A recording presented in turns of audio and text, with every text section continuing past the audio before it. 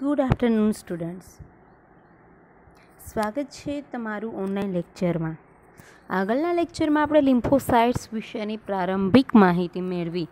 ત્યારબાદ આપણે તેના ટાઈપ્સ જોયા, લાઈફ સ્પાન જોયો, એના અકોર્ડિંગ ટાઈપ જોયા, ટાઈપના ડિફરન્ટ ક્રાઇટેરિયા જેના આધારે એના ટાઈપ્સ પાડવામાં આવ્યો. લાઈફ સ્પાન છે કે સાઇઝ જે છે તેને અકોર્ડિંગ.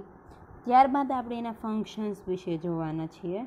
તો recognition of antigen, storage of immunological memory, immune response to specific antigen, એને આપણે સમજ્યા હતા એના વિશે કે આ છે શું. તો કે એન્ટીજનને ઓળખે, રિકોગ્નિશન ઓફ એન્ટીજન, પછી જે એન્ટીબોડી સ્ટોર કરે કે ચલો આ વાયરસ માટે પર્ટિક્યુલર એન્ટીબોડી છે એ મેં બનાવ્યું છે તો એને સ્ટોર કરું, જેનાથી ફરીથી એ જ વાયરસ ફરીવાર આવે તો એન્ટીબોડી જે છે પ્રોડ્યુસ કરવામાં ઇઝી પડે, કે આપણી પાસે એની મેમરી છે જ કે આ એન્ટીબોડી જોઈએ છે આ વાયરસ માટે, તો એવા એન્ટીબોડીનું સ્ટોરેજ કરશે લિમ્ફોસાઇટ્સ. ત્યારબાદ immune response to specific antigen, adaptive immune સિસ્ટમમાં એક બી સેલ્સ જેવા છે જે સ્પેસિફિક રિસ્પોન્સ આપી શકે છે થ્રુ એન્ટીબોડી. એ સિવાય મેક્રોફાજીસ, અમુક લિમ્ફોસાઇટ્સ જે છે તે immune response to specific antigen, specific immune response આપે છે. તો એ બધા એના ફંક્શન્સ થયા છે, આપણે સમજીશું ડિટેલમાં. ફર્સ્ટ છે રિકોગ્નિશન ઓફ એન્ટીજન્સ. એન્ટીજનને કઈ રીતે ઓળખે? તો અહીંયા ફિગર આપેલી છે ઇન્ફેક્ટેડ સેલની. ઇન્ફેક્ટેડ સેલમાં MHC મોલેક્યુલ પ્રેઝન્ટ્સ પેપ્ટાઇડ. હવે MHC મોલેક્યુલ શું છે? તો કે ધ મેજર હિસ્ટાકમ્પેટિબિલિટી કોમ્પ્લેક્સ છે. એ કોમ્પ્લેક્સ શું છે? તો કે સરફેસ પ્રોટીન્સ છે. પર્ટિક્યુલર જે ઓર્ગેનિઝમ હોય એનું DNA જે છે એને ઓળખીને આપણા બોડીમાં જે એડેપ્ટિવ ઇમ્યુનિટી છે તે MHC કોમ્પ્લેક્સ છે, MHC મોલેક્યુલ છે, મેજર હિસ્ટાબિલિટી કોમ્પ્લેક્સ જે છે તે પ્રોડ્યુસ કરશે. એ શું છે? તો કે સરફેસ પ્રોટીન છે કે જે એડેપ્ટિવ ઇમ્યુન રિસ્પોન્સ આપવા માટે અથવા એડેપ્ટિવ ઇમ્યુન સિસ્ટમ્સ માટે એસેન્શિયલ છે, જરૂરી છે, તેને MHC મોલેક્યુલ્સ કહે છે. તો MHC મોલેક્યુલ્સ જે પેપ્ટાઇડમાં પ્રેઝન્ટ છે તે ત્યાં આગળ બાઇન્ડ થશે. આ એન્ટીજનની અંદર antigen peptide bound two MHC molecule. આ જે બ્લુ કલરનો ટુકડો બતાવ્યો છે તે એન્ટીજન પેપ્ટાઇડ છે. એન્ટીજનના પ્રોટીનનો એક ટુકડો છે પેપ્ટાઇડ, જે આ MHC મોલેક્યુલ જે છે એની સાથે બાઇન્ડ થશે. ત્યારબાદ T cell receptor recognise MHC and peptide. હવે MHC શું કરશે? ટી સેલ પાસે જે રિસેપ્ટર આવેલું છે એની પાસે એવી ટેન્ડન્સી છે, એની પાસે એવી એબિલિટી છે કે તે MHC સાથે બાઇન્ડ થયેલું અથવા MHC જે છે એની સાથે બાઇન્ડ થઈ શકે છે. એ જે રિસેપ્ટર છે એ તો MHC સિક્રેટ થશે તો જ તો એન્ટીજનનો કોઈ બી પાર્ટ એની સાથે સ્ટિક થશે અને પછી તે ટી સેલ પાસે જઈ શકશે. તો એના માટે શું જરૂરી છે? તો MHC કોમ્પ્લેક્સ બનવું જરૂરી છે. અને આપણે ટી સેલ છે તે આ રીતે એન્ટીજનને ઓળખે છે કે આ MHC સાથે MHC જે મોલેક્યુલ છે મેજર સ્ટેબિલિટી કોમ્પ્લેક્સ જે છે એની સાથે જોડાયેલો પાર્ટ જે છે તેને એન્ટીજન તરીકે ડાયગ્નોસ કરે છે, લે છે કે this is antigen. Lymphocytes have antigen recognition mechanism on their surface, enabling each cell to recognize only one antigen. એક ટી સેલ જે છે એ એક જ એન્ટીજનને એક ટાઈમે ઓળખી શકે છે. તો લિમ્ફોસાઇટ પાસે જે છે તે એન્ટીજન રિકોગ્નિશન મિકેનિઝમ હોય છે આખું એન્ટીજનને ઓળખવા માટેનું, કે સૌથી પહેલાં ઇન્ફેક્ટેડ સેલ છે એમાંથી પેપ્ટાઇડ જે છે તે MHC કોમ્પ્લેક્સ સાથે બાઇન્ડ થશે અને જે છે તે ટી સેલના રિસેપ્ટર સાથે બાઇન્ડ થશે અને એ રીતે ટી સેલ જે છે તે તેને ઓળખશે કે આ એન્ટીજન છે. The reaction of an immunocompetent cell to its specific antigen may be induction of either tolerance or the immune response. જો જ્યારે રિએક્શન ઓફ એન ઇમ્યુનોકોમ્પિનન્ટ સેલ, આ જે ઇમ્યુનોકોમ્પિનન્ટ સેલ છે ને MHC પણ કહી શકાય કે અત્યારે ઇમ્યુનોકોમ્પિનન્ટ સેલ છે, તો કે ઇમ્યુન સિસ્ટમને જે આ સ્ટિમ્યુલેટ કરતા સેલ છે એને ઇમ્યુનોકોમ્પોનન્ટ સેલ કહે છે. ત્યારે MHC મોલેક્યુલ જે છે તે કોમ્પોનન્ટ સેલને સ્ટિમ્યુલેટ કરે છે, જેમ કે ટી સેલ્સ. તો એ સ્પેસિફિક એન્ટીજન, કોઈ સ્પેસિફિક એન્ટીજન આવે, ઇન્ડક્શન કરશે, શરૂઆત કરશે, ટોલરન્સ, કાં તો ટોલરન્સ થશે કે એન્ટીજન છે એ ઇન્ફેક્શન કરે અને ટોલરન્સ થાય, અથવા તો તે પછી ઇમ્યુન રિસ્પોન્સ આપશે. એવી રીતે આપણી જે ઇમ્યુનિટી જે છે એને એ પ્રોસેસ આખી ઇનશોર્ટ સ્ટાર્ટ કરશે. This is about recognition of antigen. આગળ છે હજી. Stimulated T cells produce certain activation products, lymphokines, induce CMI. Stimulate થયેલો ટી સેલ જે છે, જેને પોતાની એક્ટિવિટી એન્હાન્સ કરી છે, એવા ટી સેલ જે છે તે સર્ટેનલી એક્ટિવેટ કરશે અમુક પ્રોડક્ટને, જેનું નામ છે લિમ્ફોકાઇન્સ. જેમ સાઇટોકાઇન હોય છે એમ લિમ્ફોકાઇન્સ હોય છે, જેનું પર્ટિક્યુલર વર્ક છે ઇન્ડ્યુસ્ડ CMI સાઇટોકાઇન CMI સાઇટોકાઇન કોમ્પ્લેક્સ, જે બધા સિગ્નલિંગ મટીરિયલ છે જે બીજા બધા સેલને સિગ્નલ કરશે કે આ એન્ટીજનને ઓળખવા માટે. While stimulated B cells divide and transform into plasma cells which synthesize immunoglobulins. હવે આપણે આગળ ભણ્યા હતા કે બી સેલ જે છે જ્યારે એક્ટિવેટ થાય છે, બી સેલ જ્યારે એક્ટિવેટ થશે ત્યારે શું થશે કે ઇટ્સ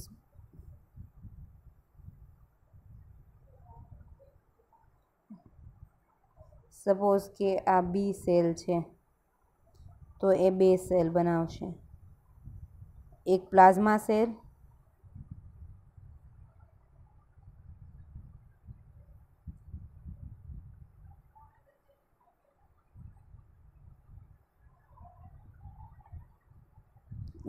પ્લાઝમા સેલ અને બીજું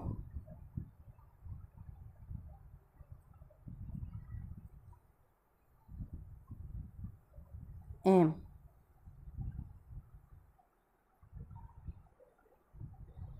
મેમરી સેલ. બી સેલ જ્યારે એક્ટિવેટ થશે ત્યારે બે પાર્ટમાં ડિવાઈડ થશે, plasma cell and memory cell, which synthesise immunoglobulin. તે શું સિન્થેસાઇઝ કરશે તો કે ઇમ્યુનોગ્લોબ્યુલન્સ, મતલબ કે એન્ટીબોડી. એન્ટીબોડી કઈ કઈ તો કે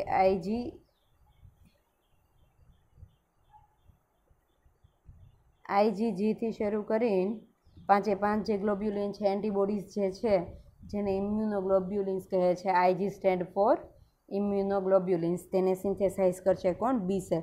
તો ટી સેલ જે છે તે લિમ્ફોકાઇનિન્સ એન્ડ સાઇટોકાઇનિન કોમ્પ્લેક્સ જે છે એને પ્રોડ્યુસ કરશે, અને ત્યારબાદ બી સેલ જે છે તે એક્ટિવેટ થશે અને બે ભાગમાં ડિવાઈડ થશે. પ્લાઝમા સેલ જે છે તે એન્ટીબોડી બનાવશે અને મેમરી સેલ જે છે તે મેમરી સ્ટોર કરશે.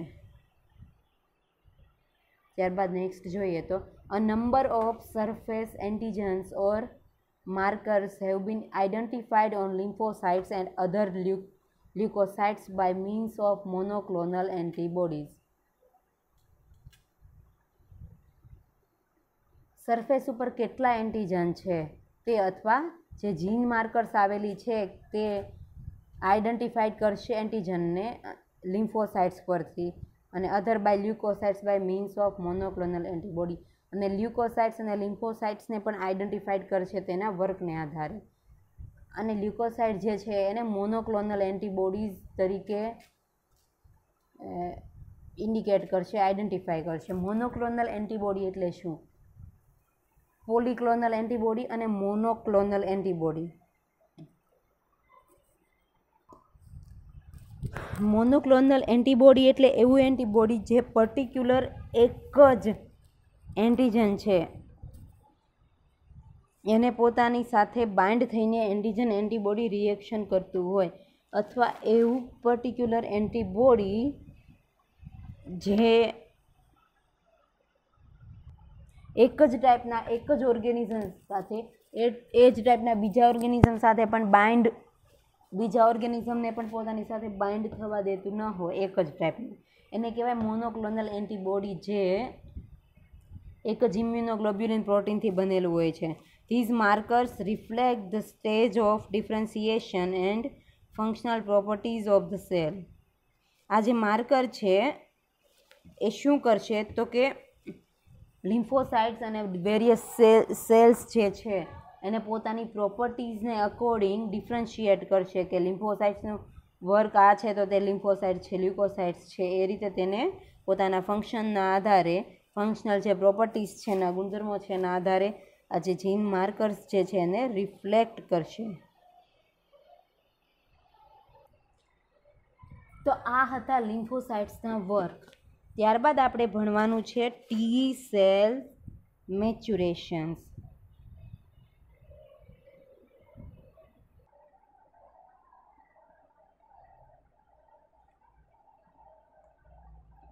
That's the electron microscopic view of T cells. T cells જે છે એનો ઇલેક્ટ્રોન માઇક્રોસ્કોપમાં વ્યૂ કંઈક આ રીતનો હોય છે.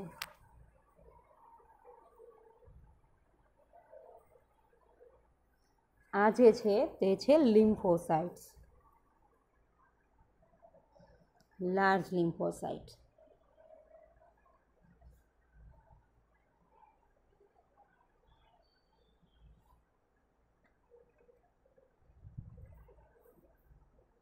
રસ્તામાં બહુ વહી જશે.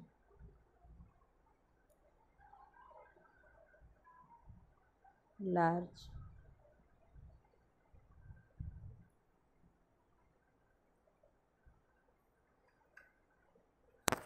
એનું જે ન્યુક્લિયસ જે છે તેની સાઇઝ કેટલી મોટી છે એના આધારે અને સેલની સાઇઝના આધારે તેને લાર્જ લિમ્ફોસાઇટ તરીકે ઓળખવામાં આવે છે.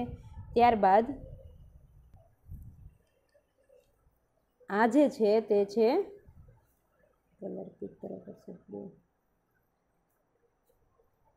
બી સેલ્સ.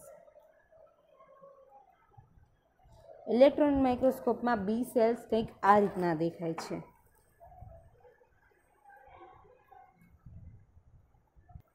ત્યારબાદ લિમ્ફોસાઇટ્સમાં પર્ટિક્યુલર બી સેલના ફંક્શન જોઈએ તો what is major functions of B cells? તો B cell produced antibodies. B સેલનું કાર્ય શું છે તો કે એન્ટીબોડી પ્રોડ્યુસ કરવાનું, અથવા તો એને એમ પણ કહી શકાય કે or Y shaped chromosomes that are created by the immune system to stop foreign substance from harming the body. અથવા એમ પણ કહી શકાય કે વાય શેપના એવા ક્રોમોઝોમ કે જે ઇમ્યુન સિસ્ટમ દ્વારા સિક્રિટ થયા છે, ફોરેન સબસ્ટન્સ જે છે આપણા શરીરમાં આવીને આપણને નુકસાન કરે છે, એ નુકસાન થતું રોકવા માટે આપણા શરીર દ્વારા જે વાય શેપના ક્રોમોઝોમ સિક્રિટ થયા છે એ સિક્રેશન કોણ કરે છે તો કે B cell. B cells have B cell receptors, જેને કહેવામાં આવે છે BCRS, B cell receptor short form છે. ઓન ધેર સરફેસ, બી સેલની સરફેસ ઉપર બી સેલ રિસેપ્ટર આવેલું હોય છે, which they use to bind to a specific protein. એનો ઉપયોગ તે સ્પેસિફિક પ્રોટીન સાથે બાઇન્ડ થવામાં કરે છે. એ પ્રોટીન જે MHC કોમ્પ્લેક્સ છે તે સિક્રિટ કરે છે. Once the B cells bind to this protein called an antigen. B cells જે પ્રોટીન સાથે બાઇન્ડ થાય છે એ આ જે BCRs બી સેલના રિસેપ્ટર જે છે તે પર્ટિક્યુલર પ્રોટીન સાથે બાઇન્ડ થાય છે અને એન્ટીજન જે છે તે પ્રોટીન જે છે એને એન્ટીજન તરીકે ઓળખવામાં આવે છે.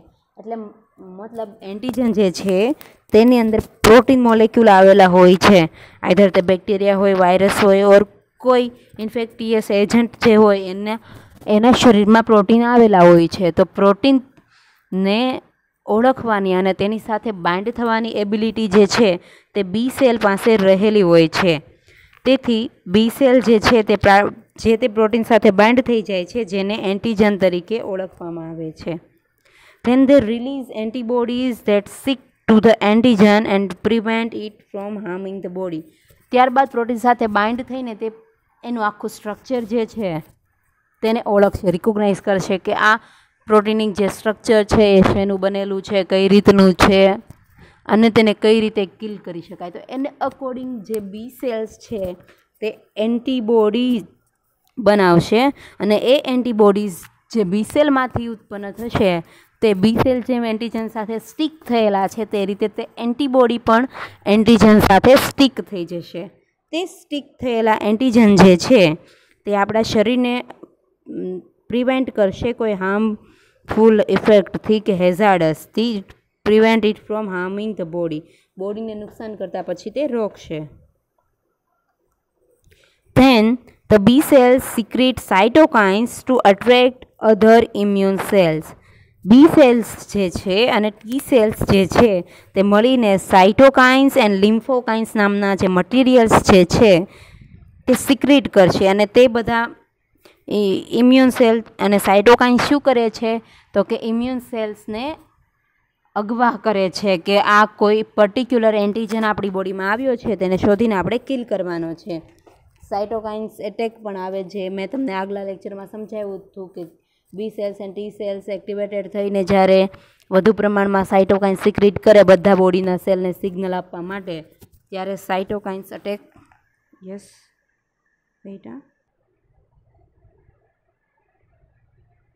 બીજા જે ઇમ્યુન સેલ્સને અટ્રેક કરશે અને આગાહ કરશે કે કોઈ એન્ટીજન જે છે તે બોડીમાં આવ્યો છે તેને કિલ કરો. They also present the antigens to T cells.